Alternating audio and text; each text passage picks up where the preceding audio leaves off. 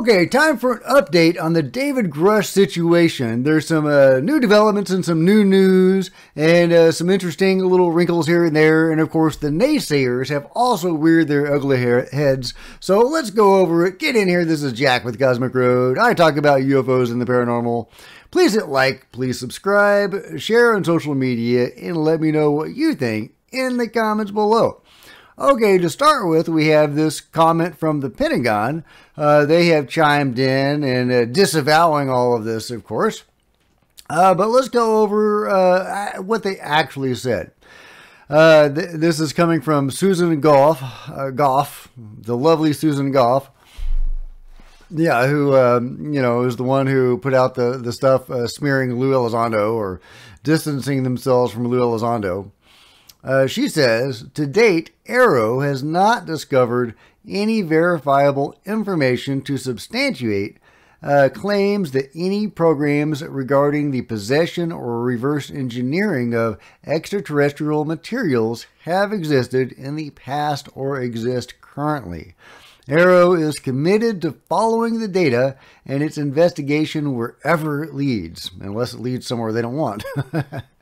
AARO, working with the Office of the General Counsel and the Air Force Office of Special Investigations, has established a safe and secure process for individuals to come forward with information to aid AARO and its congressionally mandated historical review. Yeah, well, they don't seem to have worked very well with the Air Force in regards to the Robert Saleh situation. If they're so chummy with the Air Force, why didn't they get any information about that? Why weren't they able to pursue that lead, right? And when Robert Saleh asked them, hey, are you going to follow up on this? They said, nah, Air Force doesn't cooperate with us. Well, according to this, from Susan Goff, they are actually working with the Air Force Office of Special Investigations, which many people think is the real Men in Black.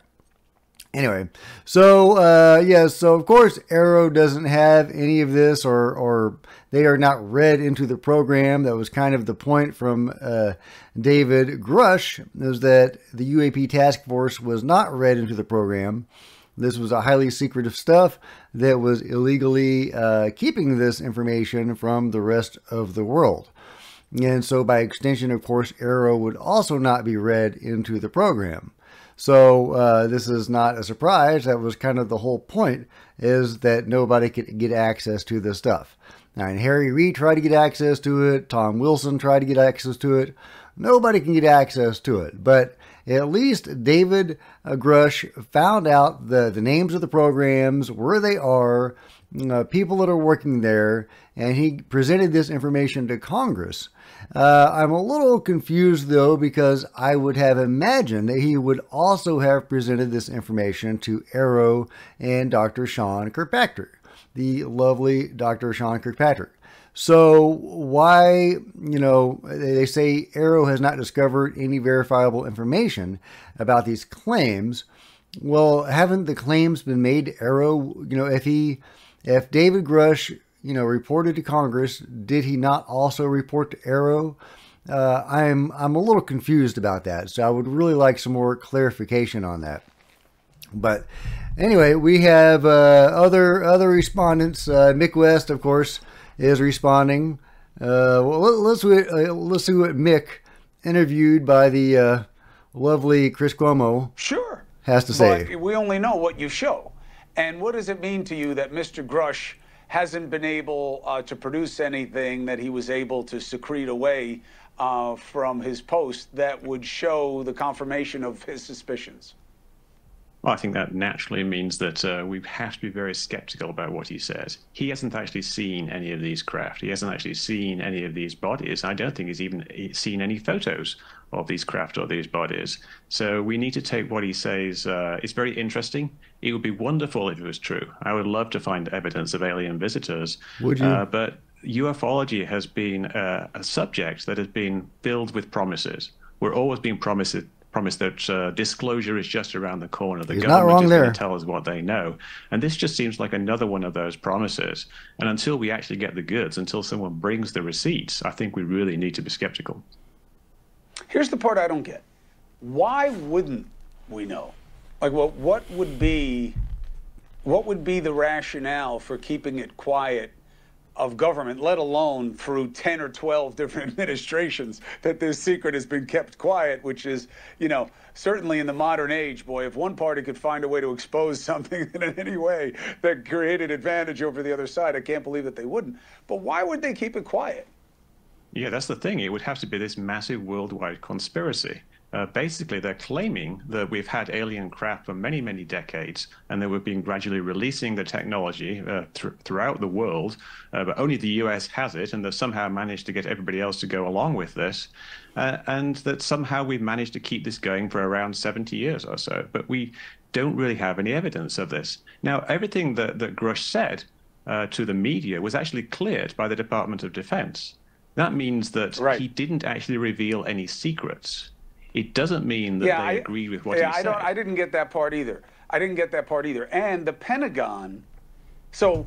Anyway, Mick goes on to say that it's all probably Russian and Chinese, you know, downed craft, or, you know, even spacecraft that have been reverse engineered, and somehow the scientists were confused or told that it was, you know, alien spacecraft when it was really Russian spacecraft. You know, so that's Mick's angle, and it makes sense for him to take that angle. What other tack is he going to take? Because nobody is really disputing David Grusch's credentials or qualifications, or that he was actually able to find this information in this you know, this material. So, or not physical material, but yeah. So it makes sense, since these programs exist and the craft exist, that of course Mick West is going to say, well, it's all Russian and Chinese spacecraft. So, I mean, that explains Roswell, right? That was probably a seagull, you know, probably.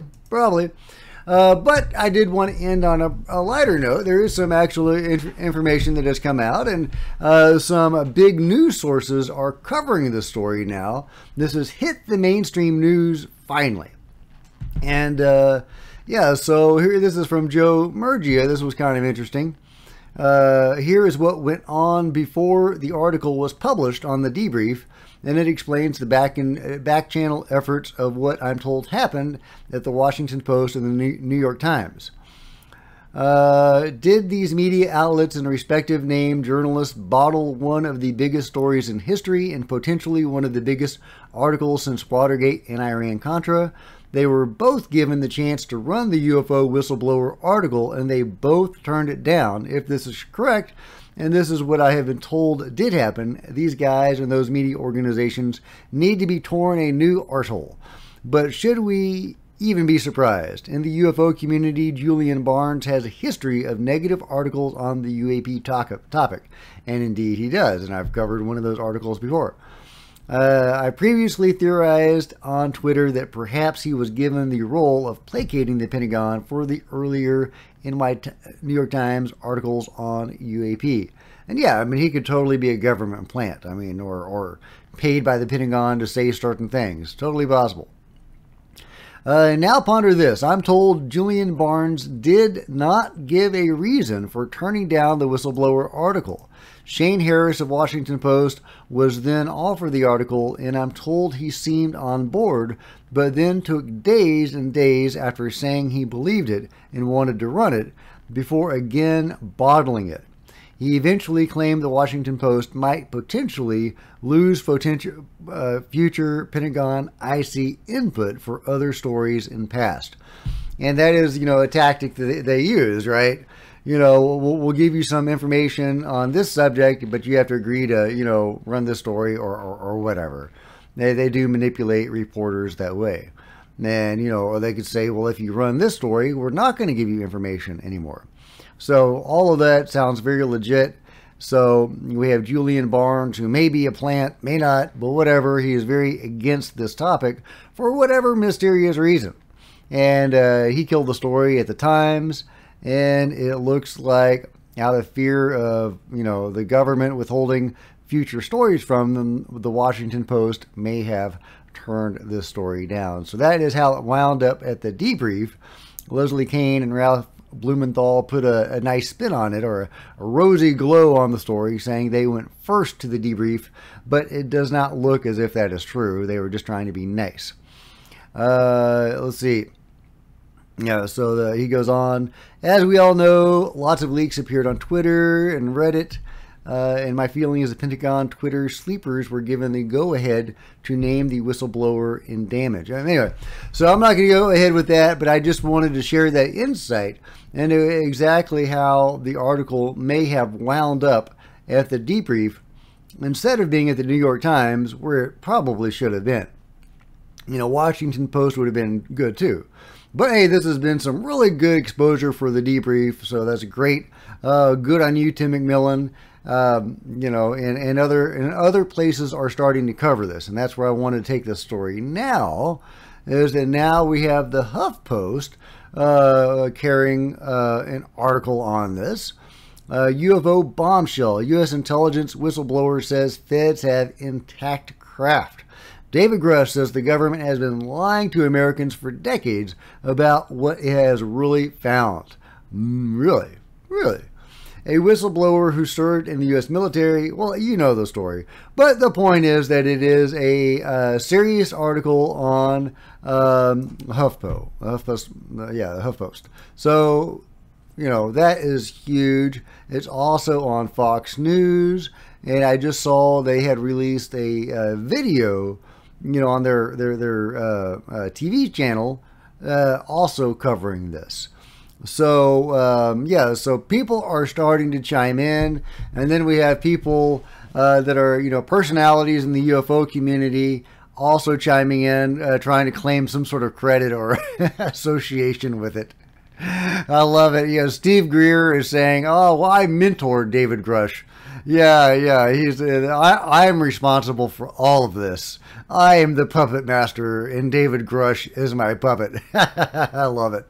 And apparently, David is saying no, and never met the guy, or something like that. Yeah, I was not mentored by Stephen Greer. Stop saying that you did mentor me, because that was BS. So, of course, that's not official. That's just through back channel. So, we'll see if David Grusch comes out with a public statement on that. Let's see, what else have we got? Oh yeah, we have Uri Geller. Uri Geller has to have, you know, has to make himself relevant in all this as well. And, you know, nothing against Uri, but, you know, it is what it is. He says, friends, for years I've told you I know the U.S. government has secretly recovered UFO material, craft, and more. Werner von Braun showed me this in the 1970s. Now, at last, David Charles Grusch, a former intelligence officer, has stepped forward to blow the whistle. And indeed he has. I salute you, David Grusch. That is awesome. That is awesome. And we may be getting more whistleblowers in the future. Leslie Kane alluded to talking to multiple whistleblowers or sources that were all corroborating David Grusch's information. They are apparently reluctant to come forward, which is a damn shame, really is. But there may be more whistleblowers in the pipeline that are willing to come forward. David Grusch may be the first of multiple. I sincerely hope so. Also, now we have Congress that is in possession of this knowledge. Congress knows the location of intact UFO crashed craft, and also landed craft, apparently. So why the hell isn't Congress storming the gates of these facilities? And why isn't Marco Rubio and Kirsten Gillibrand standing atop a UFO right now with a full news conference on live TV on every single network talking about this right now? Congress knows where this stuff is, and they are doing squat about it. The only thing we've gotten from the government is this statement from Susan Goff, putting all this at arm's distance. So, you know, that is where we are now. The Pentagon is doing its usual tricks, and but it is becoming, this story is gaining traction. HuffPost, Fox News, and others are slowly starting to cover this groundbreaking, mind-blowing, earth earth-shattering story. I mean, this is very possibly the beginning of real disclosure, but we actually do need the hardware. We need for Congress that now knows the location of these craft to go over there and get some damn craft and get them on TV. So there is no legitimate reason why they cannot do that or have not done that. These are illegal programs. They are not protected, or they should not be protected. And if they are protected, our right to know supersedes that, in my opinion. So those are my thoughts about it, but let me know what you think about all of this in the comments below. And as more information comes out, I will definitely have more videos for you guys. I love it. This was great. I didn't get much sleep last night, but I am jazzed. So, yeah, please give me a big thumbs up. I sure would appreciate it. That'd be awesome. Smash the subscribe button and the bell to be notified of future videos.